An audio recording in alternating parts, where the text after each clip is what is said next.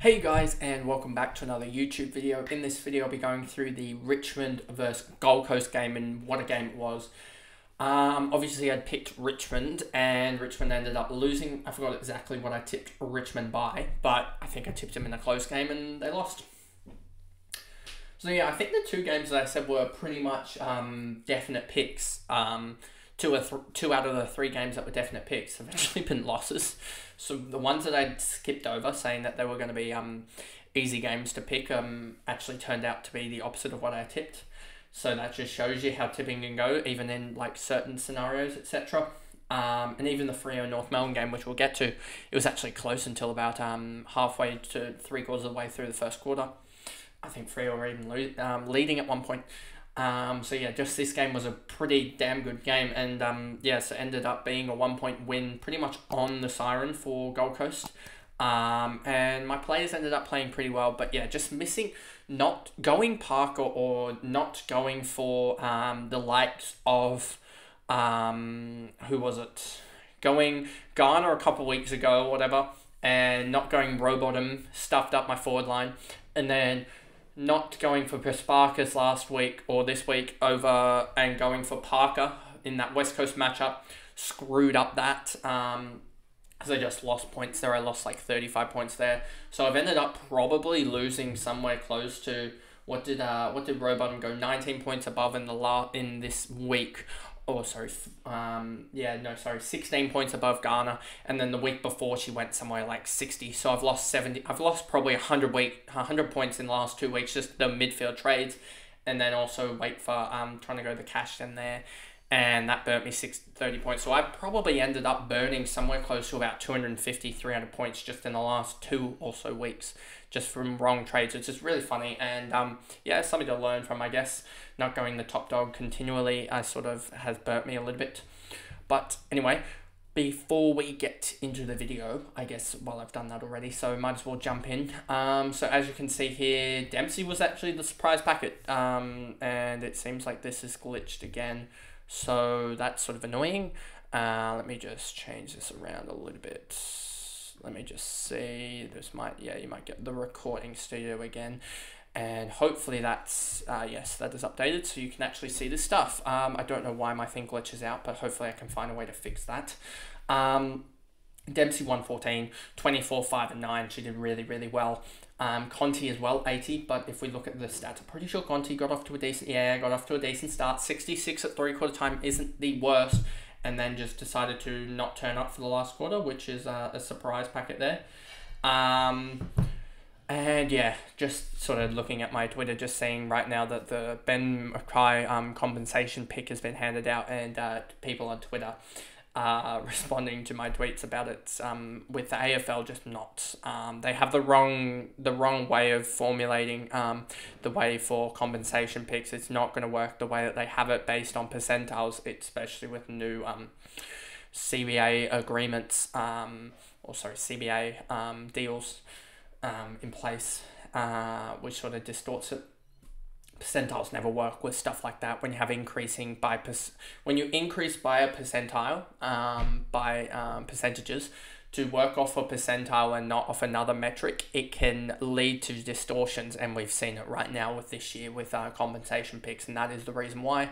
So I'm probably, if I can find details on it, I'll probably actually release a video, because I think that's going to be an interesting one, especially after seeing the Dodie one, even the James Jordan one. That's if that's going off of the CBA, if that's going off of band agreements, for what I can see, it would be a band lower, and it would have been like pick 57 rather than a pick 39 for James Jordan, which what it should have been, to be honest with you. And yeah, we can go through all of those deals and figure out why and such. It's why the AFL has sort of screwed them in the foot doing this deal, doing it this way around. But anyway, that'll be a video for itself, I'm pretty sure, just going through that. But back to this game, Conti 80, Egan 78, Sheeran as well. She does really well to collect non-disposal points, Sheeran. If we go here and we go to Sheeran, if we go 830k she is at the moment, you can see here 9 tackles, 6 3 and 3 here, so you see that's why she had a shocking game. 2 and 4, 3 and 4, but the games that she goes 70 plus here, you can see 8, 12, 9, so she goes 8 plus in those games, which is absolutely huge. And she didn't even get the disposals really, only 11 touches, but she really just dominates the tackles. She really gets those tackles in. I mean, what's that?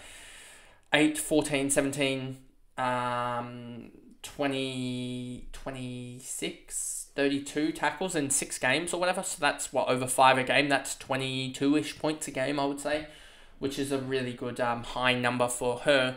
And that's the reason why she's scoring well. If you can count off 20 odds per game in just tackles, and then you add to it that she's averaging, what's that? I would say that that's 2.5 a game, because she's got, just over 2.5 marks per game. That's another 7 or 8. So she's getting, as a defender, 30 points from non-disposals, and then a game relatively. And then if we go here, AFLW, and then we go to, I just wonder if is she on kick out? She might be on kick out. I'm not sure about this, but is she? She's not on kick out, so it's Eastman that's taking them. I don't know why Eastman is honestly taking them, to be honest, but I guess because she has a bigger boot than most, that's why she's taking them. But I'm surprised that Sheeran is not taking them. But anyway, back to this.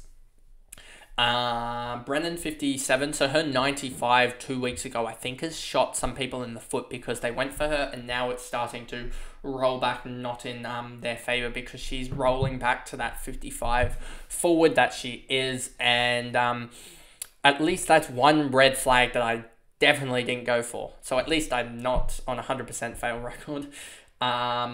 Greiser, Kelly, McDonald, Woods, Shevlin, McLeod, Yassir, Jones, Eastman down at 36, even with 5 kickouts, so that's 15 points. So she got 21 points in normal play. That's just not good enough, and I don't see any upside with Eastman, even with her role, as we look at most of the men that have the kickouts, and we think, yeah, they're going to be a ball distributor. But if you actually look at Eastman here, you can see she got 1 touch outside of that, which is just not good enough. Which is, and that was from a mark, I'm gonna guess here, you can see. And so I'm guessing that she would have kicked it as well. She had 6 well, we can actually do the math here. No, it would have been a handball, actually, now looking at it. So that's 17 from the tackles and the frees, and then the 1 mark, so that's 20, so 16. That's really weird that Eastman had, she wouldn't have handballed out from the... Oh, I know what it is now. I just clocked what it was. It was that 5 5 of 5 was from the game from round 5, so that's where she did it.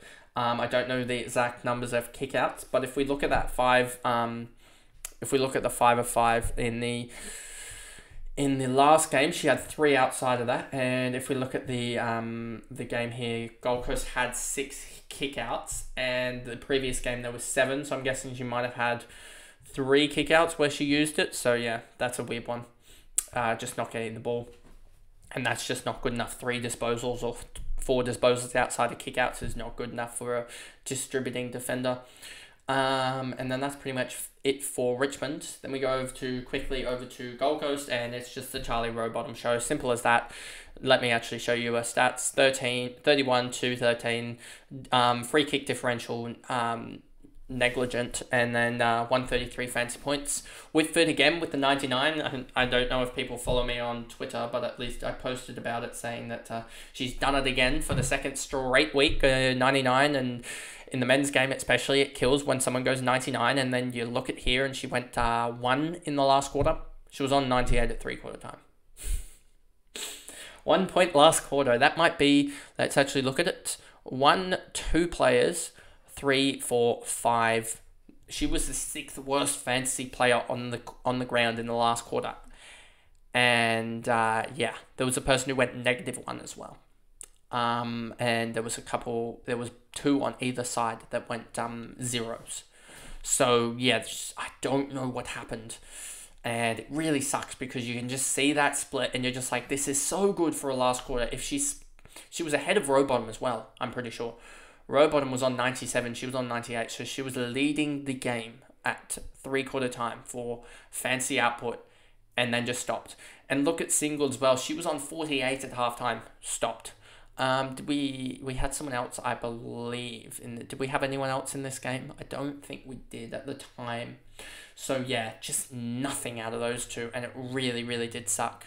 And also Conti had slowed down as well. So yeah, so it was just it just sucked, to be honest with you. Drennan 20 touches for a 79, and you can see with single she just 5 free kicks for and 4 against. So that is a -7. She burned herself there. With that matchup, I believe it was, I'm not 100% sure. I don't think it was on Drennan that she conceded all those free kicks. Or where Drennan was 3 free kicks against. It might have been Greiser that she conceded those free kicks against, but I don't know exactly. But yeah, just burnt. That just sucks, to be honest with you. As simple as that. And then nothing really to talk about here. Sard and Carney, 50 and 53 respectively. But other than that, Gold Coast don't really have many to talk about other than ROWBOTTOM, Whitford, and Single. So that pretty much is the video, as my hotkeys decide not to work. So I've got to do it manually. Again, just OBS just deciding not to work on me in this video, it seems like. But anyway, that is the video, and I'll see you guys in the next one. Bye, guys.